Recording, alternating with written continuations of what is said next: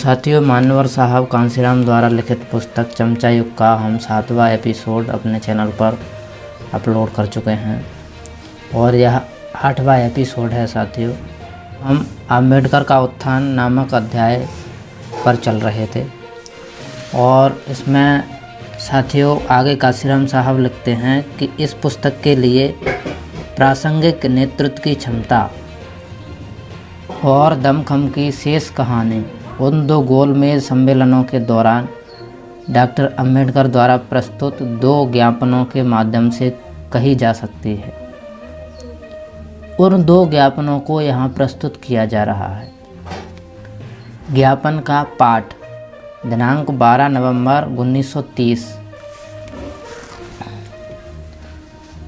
स्वशासी भारत के भावी संविधान में दलित वर्गों के राजनीतिक संरक्षण की योजना जो भारतीय गोलमेज सम्मेलन को प्रस्तुत की गई।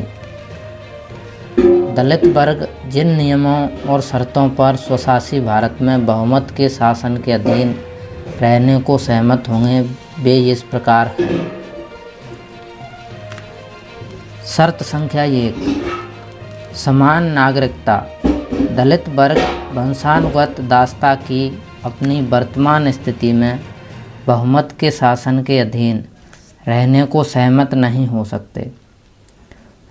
बहुमत का शासन स्थापित होने से पहले छुआछूत की व्यवस्था से उनकी मुक्ति एक वास्तविकता होनी चाहिए। इसे बहुमत की इच्छा पर न छोड़ा जाए। दलित वर्गों को स्वतंत्र नागरिक बनाया जाए जिन्हें राज्य के अन्य नागरिकों के बराबर नागरिकता के सभी अधिकार दिए जाएं।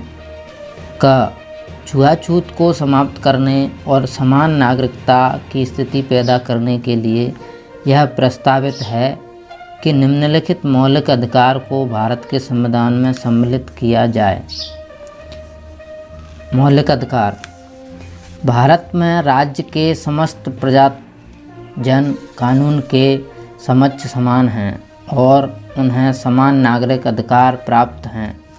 कोई भी विद्यमान अधिनियम, विनियम, आदेश, प्रथा, कानून की विवेचना जिसके द्वारा कोई जुर्माना, असुविधा, अयोग्यता थोपी जाती है अथवा छुआछूत के कारण राज्य के किसी भी सदस्य के साथ कोई भेदभाव किया जाता है, वह संविधान लागू होने के दिन से भारत में निष्प्रभावी हो जाएगा।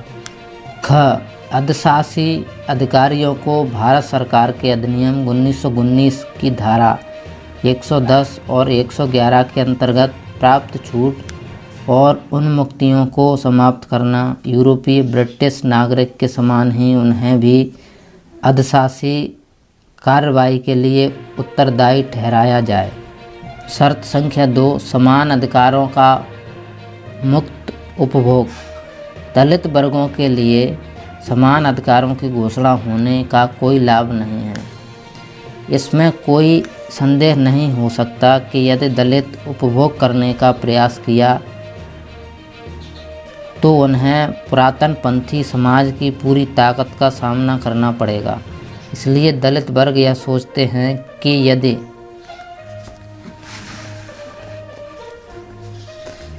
अधिकारों की उन घोषणाओं को मात्र पवित्र घोषणाएं बनकर ही नहीं रह जाना बल्कि दैनिक जीवन की वास्तविकताएं बनना है, तो फिर उन्हें पर्याप्त प्रयास और दंड के माध्यम से इन घोषित अधिकारों के उपभोग में हस्तक्षेप को रोकना होगा।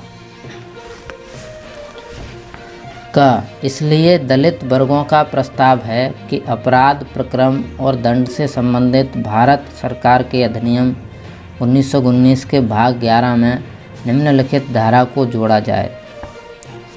नंबर 1, नागरिकता के अतिलंघन का अपराध।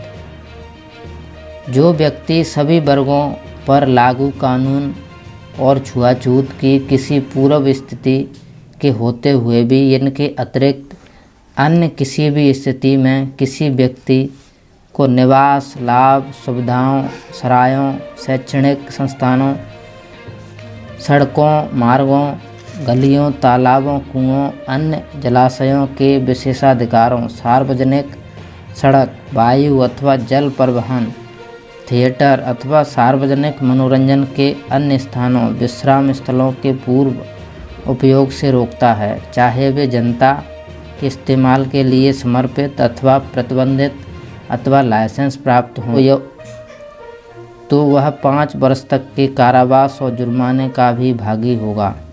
ख. दलित वर्गों के द्वारा उनके अधिकारों के शांतिपूर्ण उपभोग की राह में पुरातन पंथियों द्वारा डाली गई बाधा एकमात्र समस्या नहीं है। सर्वाधिक आम किस्म की बाधा सामाजिक बहिष्कार है।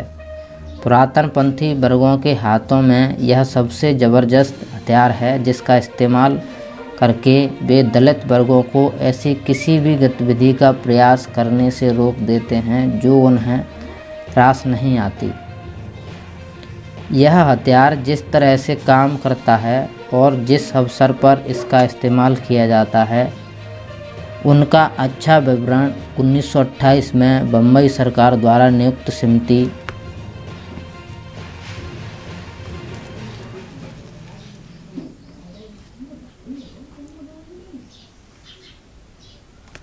आदिम जनजातियों और दलित वर्गों अछूतों की शैक्षणिक, आर्थिक और सामाजिक स्थिति की जांच करना और उनके उत्थान के उपायों की सिफारिश करना। यहाँ हम उस रिपोर्ट का एक अंश प्रस्तुत कर रहे हैं। दलित वर्ग और सामाजिक बहिष्कार 102। हालांकि हमने दलित वर्गों को समस्त सार्वजनिक सुविधाओं पर उनके अधिकार देने के लिए विभिन्न उपायों की सिफारिश की है, फिर भी हमें डर है कि उनके द्वारा उन सुविधाओं का उपयोग करने की राह में अभी एक लंबे समय तक कठिनाई रहेंगी। पहली कठिनाई है पुरातन पंथी वर्गों द्वारा उनके विरुद्ध खुली हिंसा का डर।